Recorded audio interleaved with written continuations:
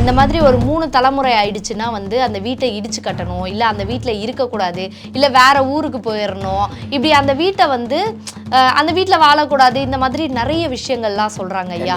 இதுக்கு நம்ம ஆதிகால பரிகாரம்ல ஏதாவது வழி இருக்கா?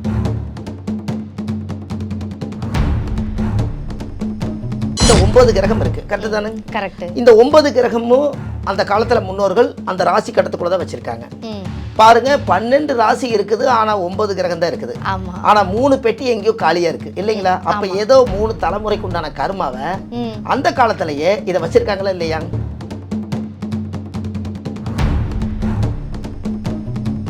யாருமே வந்து ஒரு 120 வருஷம் வந்து வாழ்றது இல்லை. அப்போ நம்ம கணக்குப்படி பார்த்தோம்னா 360 வருஷம் தான் அந்த வீடு. இப்போ 360 வருஷம் அந்த வீடு இருந்தால் தான் அழிச்சு கட்டணுமா, இல்லை 3 தலைமுறை? இப்போ எங்கள் தாத்தா கட்டின வீடுனா எங்கள் தாத்தா கட்டியிருக்காங்க, எங்கள் அப்பா வாழ்ந்துருக்காரு, நான் வாழ்ந்துட்டுருக்கேன், இப்போ என்னோட வாரிசு வர்றப்ப அந்த வீட்டை அழிச்சு கட்டணுமா?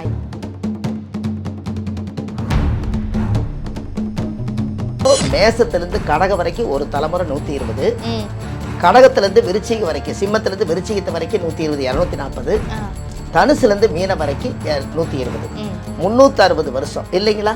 அப்ப 3 தலைமுறை போயிடுச்சா? போயிடுச்சு. கட்டத்துக்குள்ளேயே இடம் இல்லையே, கட்டடத்தை மாத்துன்னு சொல்லி.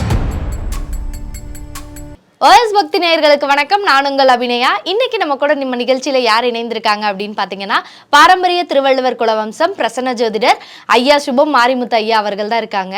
ஒரு வித்தியாசமான சிந்தனை கொண்டவரா இருக்காரு. ஸோ இவர்கிட்ட நம்ம இன்னைக்கு ஒரு முக்கியமான விஷயத்தை பத்தி தான் டிஸ்கஸ் பண்ண போறோம். ஐயா வணக்கம். ஐயா வணக்கங்கம்மா. வணக்கங்கம்மா. ஐயா, இப்ப பார்த்தோம் அப்படின்னா நிறைய பேர் வந்து என்ன சொல்றாங்க அப்படின்னா, இந்த மாதிரி ஒரு 3 தலைமுறை ஆயிடுச்சுன்னா வந்து அந்த வீட்டை இடிச்சு கட்டணும், இல்லை அந்த வீட்டில் இருக்கக்கூடாது, இல்லை வேற ஊருக்கு போயிடணும், இப்படி அந்த வீட்டை வந்து அந்த வீட்டில் வாழக்கூடாது, இந்த மாதிரி நிறைய விஷயங்கள்லாம் சொல்றாங்க ஐயா.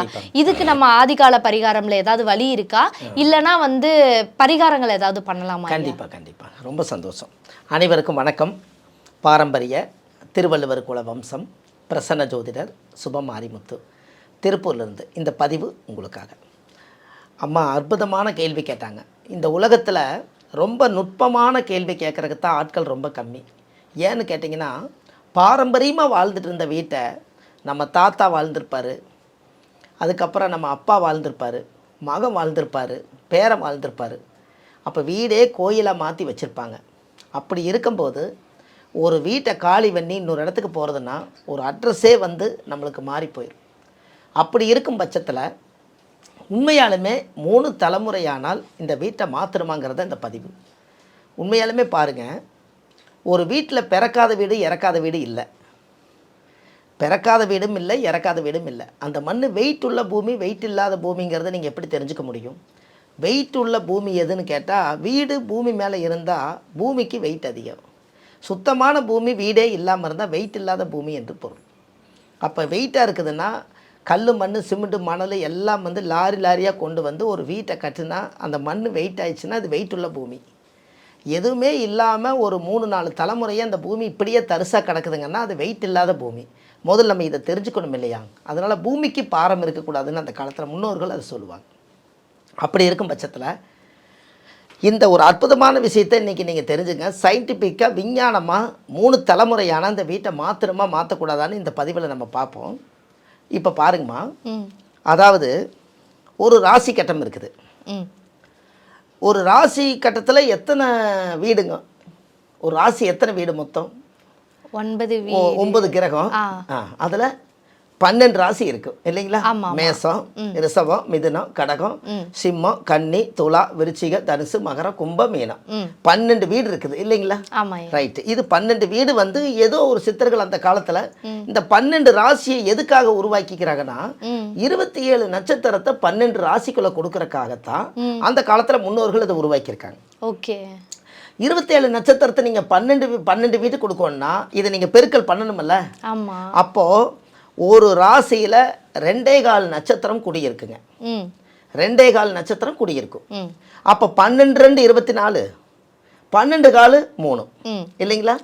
கால் 12 கால் 3. அப்போ 12 2 24, ஒரு 3 எவ்வளவுங்க?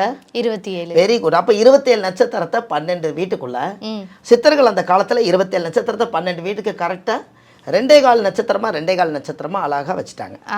அதனால அது 27 நட்சத்திரம் 12 ராசிக்குள்ளே இருக்குது. எத்தனை கிரகங்கள்? 9 கிரகங்கள். Very good. சூரியன், சந்திரன், செவ்வாய், புதன், குரு, சுக்கிரன், சனி, ராகு, கேது. இந்த 9 கிரகம் இருக்கு. கரெக்ட் தானே? கரெக்ட். இந்த 9 கிரகமும் அந்த காலத்துல முன்னோர்கள் அந்த ராசி கட்டத்துக்குள்ள தான் வச்சிருக்காங்க. பாருங்க, 12 ராசி இருக்குது, ஆனா 9 கிரகம் தான் இருக்குது. ஆனா 3 பெட்டி எங்கேயோ காலியா இருக்கு இல்லைங்களா? அப்ப ஏதோ 3 தலைமுறைக்கு உண்டான கர்மாவை அந்த காலத்திலேயே இதை வச்சிருக்காங்களா இல்லையா? ஓகே. 3 தலைமுறைகள் 3 பெட்டி காலியா இருக்குது. எப்படி சுத்தி வந்தாலும் 9 கிரகம் 9 வீட்டில் உட்கார்ந்தாலும் 3 பெட்டி காலியா இருக்குது. அப்ப 3 தலைமுறைக்கு 3 தலைமுறையுடைய சாபங்கள் எங்கேயோ நம்ம ஜாதகத்துல புதைஞ்சிருக்குது. நம்ம தாத்தா, அப்பா, மகன், 3 தலைமுறை போன பேரை இல்லைங்களா? அப்படி வரும்போது இந்த 3 தலைமுறை, இந்த 3 தலைமுறையில ஒரு வீட்டை அப்பா தாத்தா கட்டியிருப்பாரு, வாழ்ந்துட்டு போயிருப்பாரு. அதுக்கப்புறம் அவருடைய மகன், அவர் தாத்தாங்கிற விட அப்பா கட்டியிருப்பாரு வச்சுக்கோங்க. அப்பா கட்டுறாரு, 120 வருஷம் மாதிரி அப்பா வாழ்ந்துடுறாரு. அவர் போயிட்டு மகனுக்கு எழுதி வச்சிடறாரு இந்த வீட்டை, அவரு வாழ்ந்து முடிச்சிடறாரு. அதுக்கடுத்து பேரனுக்கு வந்து எழுதி கொடுத்துறாரு. அதை சொல்றாங்க இல்லைங்களா? ஏன்னா அப்பாவே வந்து இந்த பேரனுக்கு தாத்தாவாயிறாருல்ல, அதனால தாத்தா சொத்து பேரனுக்கு சொந்தம்னு சொல்றாங்க இல்லைங்களா? அப்ப தாத்தா சொத்து பேரனுக்குன்னா தாத்தாவுடைய பாவம் பேரனுக்கு தானே. என்னங்க? தாத்தாவுடைய சொத்து மட்டும் பேரனுக்கு இல்ல, தாத்தாவுடைய பாவம் பேரனுக்கு தானே. அப்ப தாத்தா காலத்திலேயே அவர் வாழ்ந்துட்டு போயிருந்தால் அந்த மண்ணில் அவர் இறந்திருப்பாரு. அப்போ அந்த ஊர்ல பேரனும் பிறந்திருப்பாரு. அப்ப இறப்பும் பிறப்பும் அந்த மண்ணில் இருக்கும் இல்லையா? அதனாலதான் அந்த காலத்துல புத்தர் சொன்னது என்னன்னா, புத்தர் வந்து இப்படியே உட்கார்ந்துருந்துருக்கிறார். ஒரு அம்மா போய் எனக்கு மட்டும்தாங்க இந்த உலகத்துல கஷ்டம், எல்லாருமே நல்லா இருக்காங்க, யாருமே வந்து கஷ்டப்படலை, என் கண்ணு முன்னாடி உண்மையாலுமே நான் மட்டும்தான் சாப்பாட்டு கஷ்டப்படுறேன், என்னுடைய குடும்பத்துக்கு கஷ்டமா இருக்குது, வெளியில என்னால் நடக்க முடியல பிடிக்க முடியலன்னு புத்தருடைய காதலை போய் சொல்லியிருக்காங்க. அவர் அந்த அம்மா சொல்லி, அந்த அம்மா சொன்னி அந்த அம்மா தட்டி கேட்டிருக்குது புத்தரை, ஏம்மா ஐயா நீங்கள் இவ்வளவு தூரம் நான் சொல்கிறேன், அப்படியே நீங்கள் கல்லாட உட்காந்துருக்கிறீங்களே, நான் சொல்கிறது உங்களுக்கு காதில் விழுகுதா, எனக்கு ஏதாவது ஒரு பரிகாரம் சொல்லுங்கன்னு சொல்ல. அதுக்கு அவர் சொல்லிக்கிறாரு, உனக்கு கஷ்டம் இருக்குதுன்னு தானே என்கிட்ட வந்து கேட்டேன், நீ போய் இறக்காத வீட்லேயும் இறக்காத வீட்டில் போய் ஒரு இவ்வளவு கடுகு மட்டும் நீ வாங்கிட்டு வா அப்படின்னு கேட்க. இந்த அம்மா போய் கடுகு தானே, அது என்ன சீக்கிரமாக போய் கேட்டால் கொடுத்துட போகிறாங்கன்னு ஒரு வீட்டில் போய் கேட்டிருக்குது. ஏங்க இத்தனை காலமாக வாழ்ந்தவர், என் மனுஷன் வீட்டை விட்டு போயிட்டாரு, காலமாயிட்டாரு, என்னால் கடுகு கொடுக்க முடியாது, இனி அவர் வாழ்க்கையில் என்னுடைய ஜீவனாம்சமே போச்சுன்னு அவங்க சொல்லலாம். இன்னொரு வீட்டுக்கு போயிருக்கிறாங்க, நான் வளர்த்தின பையன் திடீர்னு கால மரணம் ஆயிட்டாரு, அதனால் என்னால் கடுகு கொடுக்க முடியல. இப்படியே கொடுமைகளை பூராமே ஒரு 5-6 வீட்டை போய் கேட்டுக்கிறாங்க. 5-6 கொடுமை இருந்ததுனால இந்த அம்மாவுக்கு இன்மையாலுமே என்னுடைய கொடுமையே பரவாயில்லைன்னு சொல்லி போட்டு அந்த அம்மா அப்படியே வீட்டுக்கு போயிடுச்சு, புத்தர்கிட்ட வரல. எப்படிங்கம்மா? அப்படின்னா என்னங்க, எல்லாத்துக்கும் கஷ்டம் இருக்காது, நமக்கு மட்டும் தான் கஷ்டம்னு அந்த அம்மா நினைச்சது. அவர் இத்தனை கடுகு போய் வாங்கிட்டு வான்னு சொல்லி இறக்காத வீட்டில் வாங்கிட்டு வான்னு சொன்னோன்னே அதுக்கு பரிகாரம் அவங்களே கொடுத்துட்டாங்க இல்லைங்களா?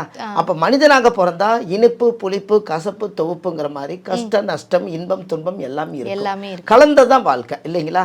அப்படி இருக்கும் பட்சத்துல இந்த 3 தலைமுறையானால் இந்த வீட்டை மாத்திரம் இல்லையா? அதுக்கு என்ன ஒரு உதாரணம் கேட்டீங்கன்னா, ஒரு ராசியில 30 டிகிரின்னு வச்சுக்கோங்களேன். ஒரு ராசியில 30 டிகிரி. அப்போ மேசத்துல 30 டிகிரினா ரிஷபத்துல எத்தனை டிகிரியா இருக்குங்க? 30 டிகிரி. அப்போ எவ்வளவு ஆச்சு? 30 60 டிகிரி. Very good. மிதுனத்துல ஒரு 30 சேர்த்துங்க, 90 டிகிரி. கடகத்துல ஒரு 30 120 டிகிரி. Very good. சிம்மத்துல ஒரு 30 150 டிகிரி. 150. கன்னியில் ஒரு 30 180. Very good. துலாத்தில் ஒரு 30 210. விருச்சிகத்தில் ஒரு 30 240. தனுசுல ஒரு 30 270. Very good. மகரத்தில் ஒரு 30 300. கும்பத்தில் ஒரு 30 330. மீனத்தில் ஒரு 30 360. அப்போ 360 நாள் சேர்ந்தது 360 நாள் சேர்ந்ததுதான் ஒரு வருஷம் இல்லையா?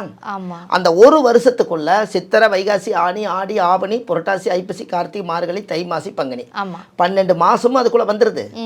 360 டிகிரி 360 நாளைக்கு வந்துருது இல்லைங்களா? அப்போ ஒரு 30 கழிக்கும் போது 360 டிகிரி வந்துருச்சு இல்லைங்களா? சரி, அப்ப இத 3 தலைமுறைக்கு இதை பிரிக்கணும் இல்லையா?